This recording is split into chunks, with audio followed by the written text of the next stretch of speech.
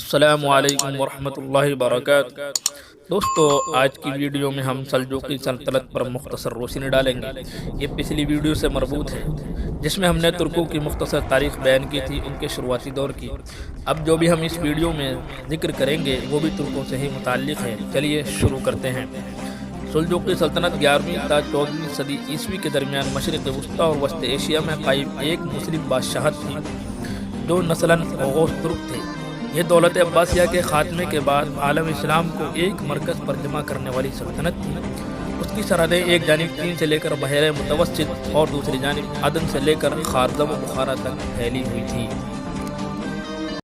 آل سلجوق کا موری سے اعلیٰ دقاق تھا جو کاشغر کے ترکی قبائل کا ایک رئیس تھا۔ سلجوقی جس کے نام سے یہ خاندان مشہور ہے اسی کا لڑکا تھا۔ سلجوق اپنے غیر مسلم حکمران کو چھوڑ کر بخارا کی اسلامی مملکت میں چلا آیا اور یہاں وہ اور اس کا پورا قبیلہ مسلمان ہو کر بخارا کے مقام جند میں رہنے لگا۔ اس کے بعد اس نے غیر مسلم ترکوں پر فتوحات حاصل کر کے اپنی قوت اور بہت بڑھا لی۔ سلجوق نے اپنی وفات کے وقت 3 لڑکے چھوڑے، ارسلان، میکائیل اور موسیٰ۔ دولت سلجوقیہ کی وراثت میکائیل کے حصے میں آئی۔ اس کے 3 لڑکے ہوئے، پیغو، طغرل بیگ، ٹغری بیگ، لیکن سلطنت کا وارث طغرل بیگ بنا جس نے اپنی بہادری کا سکہ آس پاس کے ملکوں پر بٹھا دیا۔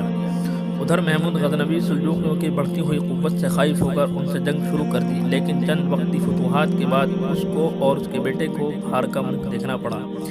آل سلجوق تمام خراسان پر قابض ہو گئے۔ اس کے بعد انہوں نے جرجان، تبرستان، خارزم پر بھی قبضہ کر لیا اور پھر طغرل بیگ نے اصفہان، تبریز اور حلوان کو بھی اپنی سلطنت میں شامل کر لیا۔ یہ وہ زمانہ تھا جب بغداد میں ترکوں اور شیعوں کی سلطنت آل بویح کی آپسی دشمنی نے سخت بدامنی پھیلا رکھی تھی۔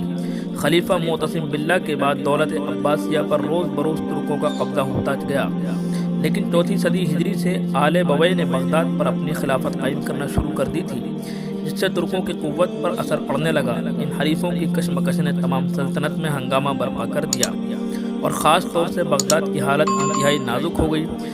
مجبور ہو کر ترک سرداروں نے اور ساتھ ہی عباسی خلیفہ قائم بامر اللہ نے طغرل بیگ کو اس فتنے کو ختم کرنے کے لیے بلایا۔ چنانچہ طغرل بیگ رمضان 447 ہجری یعنی دسمبر 155 ہجری میں بغداد میں داخل ہوا اور ملک رحیم کو گرفتار کر کے دولت آل بویح کا خاتمہ کر دیا۔ اب بغداد میں آل سلجوق کا اثر قائم ہو گیا تھا۔ اس کے بعد طغرل بیگ نے عراق، موصل اور دیار بکر کو بھی اپنی سلطنت کے ساتھ شامل کر لیا۔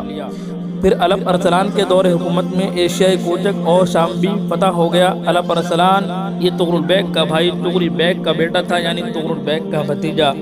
چچا کے بعد یہ سلطنت سلجوق کا وارث بنا۔ وہ ایک بہادر حکمران تھا۔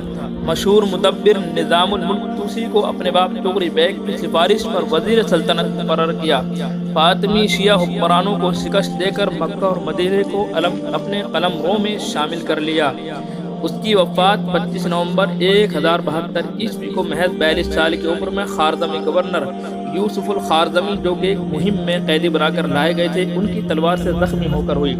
الپ ارسلان کے بعد سلطنت ملک شاہ اول اور ان کے 2 ایرانی وزیر نظام الملک اور تاج الملک کی زیر قیادت اپنے عروج پر پہنچ گئی، جس کی سرحدیں چین سے اور بازنطین سلطنت سے جا ملی تھیں۔ ملک شاہ نے دارالحکومت رے سے اصفہان منتقل کر دیا تھا۔ اس دوران میں نظام الملک توسی نے بغداد میں جامعہ نظامیہ قائم کیا۔ 1087 عیسوی میں عباسی خلیفہ نے سلطان شرق و غرب کا خطاب دیا۔ بعض تاریخوں میں ذکر ہے کہ یہ خطاب طغرل بیگ کو دیا گیا تھا۔ ملک شاہ کے دور ہی میں ایران میں ہی حسن بن صباح نے زور پکڑا، جس کے فدائین نے کئی مشہور شخصیات کو موت کے گھاٹ اتار دیا۔ اب ہم بات کرتے ہیں سلطنت کی تقسیم کی۔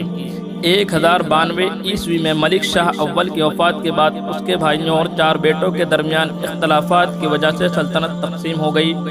اناطولیہ میں قلیج ارسلان اول ملک شاہ کا جانشین مقرر ہوا، جس نے سلطنت سلاجقہ روم کی بنیاد رکھی۔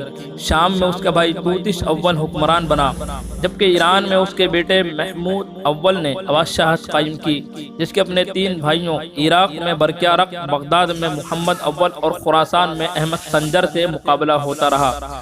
توتش اول کی وفات کے بعد اس کے بیٹے رضوان اور 2 کو بالترتیب حلب اور دمشق وراثت میں ملا، اور ان دونوں کی نااتفاقی کی وجہ سے سیریا یعنی شام کئی حصوں میں تقسیم ہو گیا، جن پر مختلف امراء کی حکومتیں تھیں۔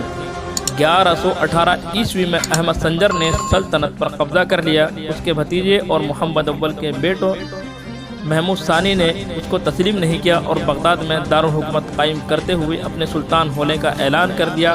تاہم 1131 عیسوی میں بالآخر احمد سنجر نے اسے ہٹا دیا۔